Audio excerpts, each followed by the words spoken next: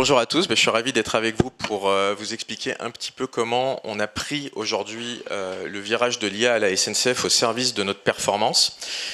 Alors à la SNCF, juste en deux mots, aujourd'hui on gère des activités assez diversifiées. On a le métier d'opérateur, faire rouler les trains, TGV, Ouigo, Intercité, TER, Transilien.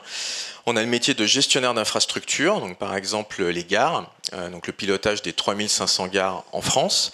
On a le pilotage du réseau, et donc maintenir évidemment tout notre réseau ferré, les caténaires. Et puis on a le domaine de la logistique, puisqu'on est très présent aussi dans le fret. Enfin, on a deux filiales, Keolis et Geodis. Keolis qui fait du transport urbain un peu partout dans le monde et Geodis qui fait de la logistique. Donc l'IA, elle est au service de notre performance et elle nous sert à atteindre notre grand objectif. L'objectif de la SNCF aujourd'hui, c'est de doubler la part modale du train. Aujourd'hui, c'est environ 10% des déplacements en France. On souhaite passer à 20%. Et donc, l'IA est un levier. L'IA est un levier du numérique. Et je finis là-dessus sur la présentation générale. C'est le numérique à la SNCF aujourd'hui, c'est 4500 personnes. Et on a vu tout à l'heure des équipes de SNCF Connect and Tech. C'est plus de 2 milliards d'investissements annuels dans l'ensemble de nos systèmes d'information numérique et digital. Et c'est encore 700 recrutements cette année, simplement sur les métiers du numérique. Alors comment on a pris l'IA? L'IA, on l'a pris avec trois convictions. D'abord qu'elle doit être au service de nos opérations industrielles et de la production ferroviaire. Elle doit être là au service de la vie de nos voyageurs, faciliter la vie de nos voyageurs, et puis aussi évidemment pour faciliter la vie de nos collaborateurs. Alors sur ces trois axes-là, je peux vous donner des exemples très concrets de ce qu'on fait au sein du groupe aujourd'hui. Et donc si je prends par exemple sur la partie opération industrielle et production ferroviaire, l'idée c'est de gagner du temps, c'est de gagner de la performance et de maîtriser évidemment nos coûts. Donc par exemple, on travaille sur la réduction des pannes et on va utiliser l'IA dans nos technicentres. On a des grands technicentres pour maintenir l'ensemble de nos trains. On fait circuler 14 000 trains par jour. Et en entraînant des algorithmes sur un certain nombre d'éléments, on peut détecter des actes de maintenance à réaliser avant la panne. Donc on a un grand objectif qui est très ambitieux, mais il faut se fixer des objectifs ambitieux. C'est zéro panne en 2030, c'est donc de pouvoir intervenir par exemple avant la casse. Évidemment, si on intervient avant la panne, eh ben, vous avez plus de trains en circulation, vous avez une meilleure fiabilité, vous avez plus de services et à la fin, plus de clients dans nos trains. Donc beaucoup d'entraînement de LLM sur un certain nombre d'éléments pour détecter de l'usure sur des freins, pour détecter de la fatigue sur certaines pièces avant qu'elles cassent. L'autre point, sur le domaine industriel, on fait beaucoup d'analyse vidéo. On va faire de l'analyse vidéo sur nos infrastructures pour regarder effectivement aussi la déformation de certaines pièces.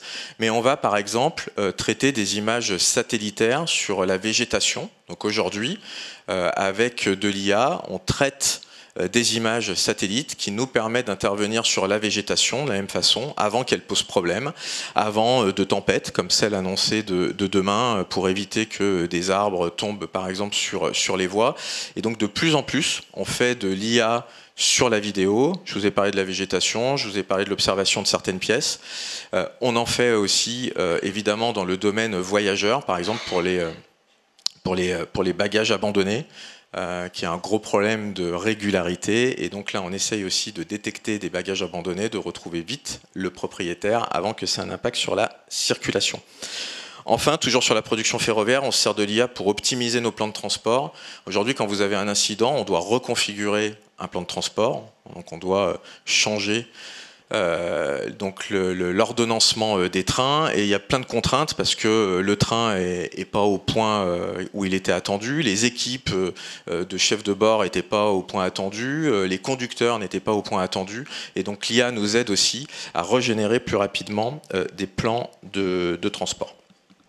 Enfin, et ça a été évoqué tout à l'heure par SNCF Connect Tech and Services sur la production ferroviaire, c'est aussi au service des économies d'énergie. Et donc aujourd'hui, on a un logiciel, on a numérisé l'ensemble des voies de la SNCF et avec l'IA, on donne des conseils au conducteur en fonction de son parcours pour qu'il utilise l'inertie du train et utiliser moins d'électricité. La SNCF, c'est le premier consommateur d'électricité du pays, on consomme 10% de l'électricité industrielle. Avec ce logiciel, on arrive à baisser de 7 à 12% la consommation d'énergie de traction, donc c'est absolument phénoménal.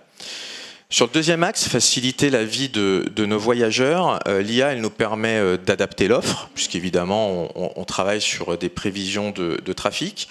Elle permet sur la relation client, du coup je vais passer vite puisque vous avez eu la présentation par SNCF Connect and Tech.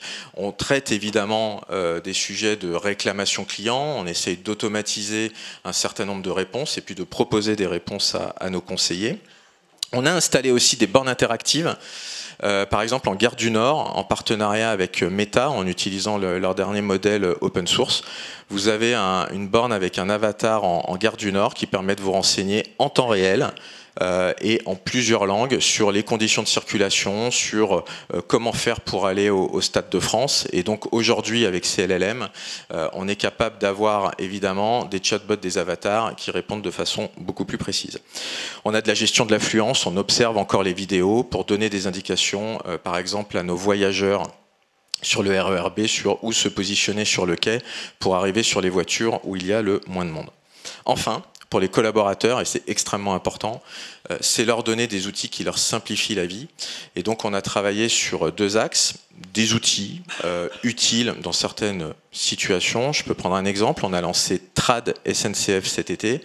Avec les Jeux Olympiques, on recevait des millions de voyageurs et on devait répondre en 130 langues. Alors évidemment, nos personnels en gare ou à bord ne parlent pas 130 langues.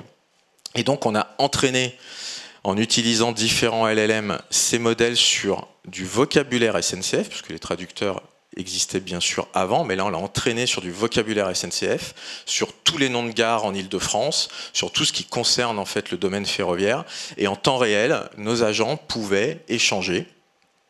Et c'est ça aussi un peu la révolution, c'est ce temps réel qui marche très bien et avec peu de latence. Et on a généré plus de 250 000 conversations traduite en temps réel cet été en Île-de-France avec les JO. Dernier point, on a créé notre SNCF Group GPT.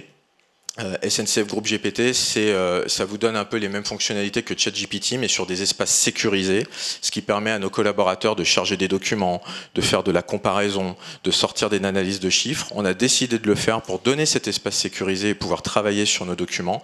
Et on fait un gros accompagnement pour que nos collaborateurs puissent s'en servir. Alors, à SNCF, on est nombreux. On est 160 000 en France, 280 000 dans le monde. Aujourd'hui, il y en a un peu plus de 5 000 qui utilisent SNCF Group GPT, mais notre ambition, c'est de le déployer à plus large échelle. Et pour les déploiements à plus large échelle, on prend évidemment en compte les enjeux éthiques et cyber. Donc, dans tous les projets IA que nous avons aujourd'hui, comme on est un grand groupe, on a la chance d'avoir une direction de l'éthique. Et donc, on a un référent éthique qui est dans chaque début de projet IA pour rappeler les règles, et on a créé une charte de l'éthique IA à la SNCF que les patrons d'activité ont dû signer. Le dialogue social, évidemment, l'impact, quel va être l'impact de l'arrivée sur certains métiers et comment on les embarque. Et à la SNCF, on est des férus du dialogue social, hein, donc ça, je peux vous dire qu'on continue autour de l'IA à l'avoir et je m'y investis personnellement. Enfin, notre empreinte environnementale, on fait attention au choix de nos technos, les technos frugales. Quand on peut utiliser un SLM, un petit modèle, plutôt qu'un LLM qui sait répondre au sens de la vie, on va essayer d'attraper les petits modèles. On a beaucoup travaillé, on continue sur l'éco-conception. On essaye, mais c'est difficile, de mettre la prestation sur la pression sur nos partenaires pour avoir les informations. Et on éduque, par exemple, sur SNCF Group GPT, quand un collaborateur fait une requête, pour montrer que l'IA, il y a un côté magique, mais pas que, et que c'est pas gratuit, et que c'est pas neutre. À la fin de chaque requête, il y a combien vous a coûté la requête, et combien elle a dégagé en grammes de CO2. C'est pas pur, évidemment, on a pris à un moment des règles, mais ça commence à éduquer que tout ça n'est pas neutre et donne une idée que quand on utilise l'IA, il y a des impacts derrière. Enfin, je finirai là-dessus. Ce qui est clé, c'est l'accompagnement de nos collaborateurs. On a eu énormément de questions quand l'IA est arrivée. Aujourd'hui, on a déjà formé 12 000 personnes au sein du groupe. Alors, on a de la chance, c'est qu'on a une école numérique à la SNCF pour accompagner la transformation digitale depuis des années. Donc, on s'appuie sur cette école numérique et on va continuer à former parce que la clé, c'est de comprendre la technologie, de savoir prompter pour qu'on ait un usage aussi qui soit finalement utile et performant. Et donc, le premier objectif, c'est déployer nos formations. Et une fois que vous êtes formé, on peut vous donner l'accès à l'outil. Voilà, et j'en passe, on utilise des outils de génération de code pour nos développeurs. Ensuite, on descend aussi par vertical. Et je suis arrivé au bout de mon temps. Merci.